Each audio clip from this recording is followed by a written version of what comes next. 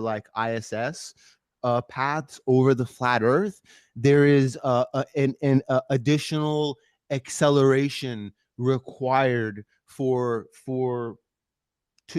travel this extra distance in the southern hemisphere. Does that make sense to anyone? If not, we could move on from that. If no one has any interest in that, we could move on. But things go fast. Things do go faster in the south, though.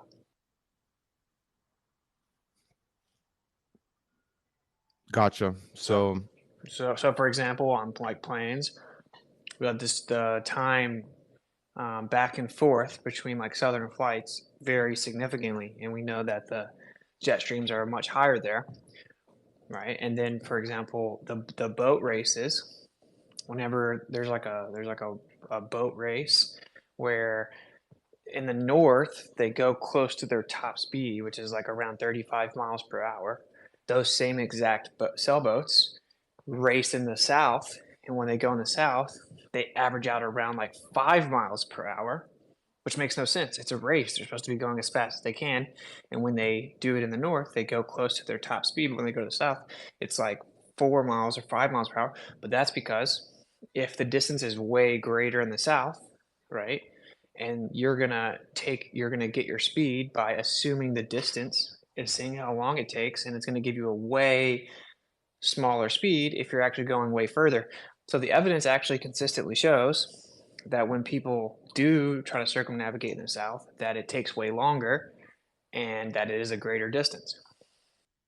Another example, one more thing, is there's evidence that the duration of twilight, so the amount of light you see, how long you see light after the sun sets, is shorter in the south than it is in the north, which would make sense if the sun's actually going faster, right? So, like, that doesn't make any sense on a globe, whether concave or convex, doesn't matter, because the corresponding latitude should be exactly the same. Like the 30 degrees north latitude should be identical to 30 degrees south latitude 6 months apart. The sun should have the exact same amount of twilight, but that isn't the case. There's strong evidence that actually in the south, once the sun sets, it gets dark super fast, as opposed to the north, you have light way longer. But that would make sense if the sun is actually going faster in the south. So there's like quite a bit of evidence that the south is bigger, right? Actually, I failed to see any evidence of symmetry. And what actually the globe says is they just make excuses for all the asymmetry. Gotcha. I appreciate that. Thank you very much. I don't have anything else to say, or that's all I wanted to share. Thank you. So do you agree that geocentrism is equally viable now? No. Why not?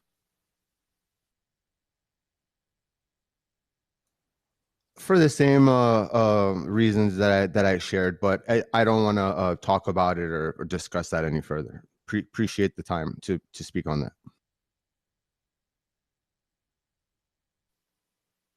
This is the same thing he did in our spaces yesterday. He comes in, he wants to speak, he wants to get his message across. But if you have any questions or examples that you want to throw to him, he really doesn't care to talk about it. So it's like, let me come here and put down what I want, and then I'm just going to ignore anything you say.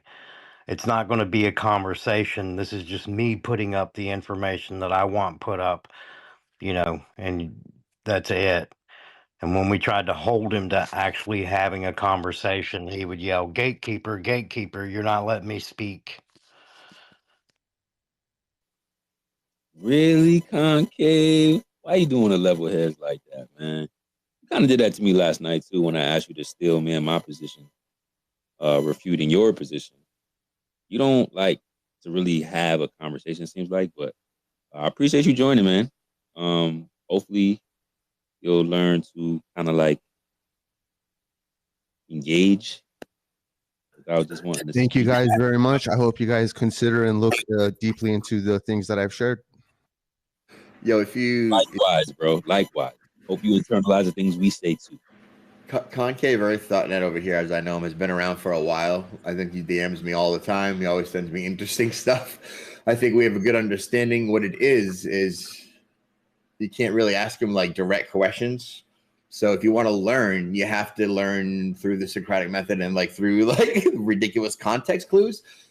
But that being said, it's much more like clear to have a debate with the concave earther. I saw Caleb's debate with the concave earther, and I reached out to that concave earther to see if I could debate him, so I could understand that position more clearly. And the dude, after sending me 1,000 links, vehemently turned me down. But if anyone knows a concave earther that would like to debate, I think I'm going to add that to my list.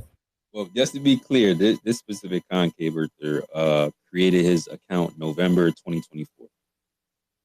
Yeah, but he's been around on Discord. I recognize his voice. I'm just saying, like, I know who that is. Okay. For sure, yeah. There is another concave cellular earther that be like famous. Anyway,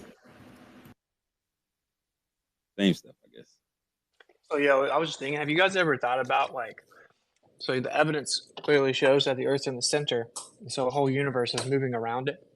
Have you ever guys ever thought about how crazy that is? Like, even if it's not nearly as far away as they say, dude, there is a huge, huge universe, right? Even if it's not nearly as big as they say, it's still, just go outside and look at the stars, right? Like, you can't even comprehend it. And it's spinning around the entire Earth. So it's going fast, and it's big, and it's generating all these forces. Like, have anyone like really tried to wrap their mind around that? Like, it's kind of crazy, right? Like the magnitude of that. You mean generating real inertial forces through the Markov principle that things like satellites and GPS have to account for in the actual equations that NASA uses to launch satellites? Is that what you mean? Yeah, well, yeah, and it's just crazy to actually just think about how that's happening. Yeah, right. Like all around you right now. And in ridiculous magnitude. I thought it was only me, but like I go outside, I visualize and look at the sky, like my new interpretation of what's going on, and I get like somewhat of an overwhelming feeling because it's like so vast. Centered. Yeah, it does. It like immediately makes you just in awe of whoever created it. Yeah. Like, go outside, y'all, and look at the sky. My bad. Go ahead with it. I'm saying that's why they don't want people looking at it like that, you know.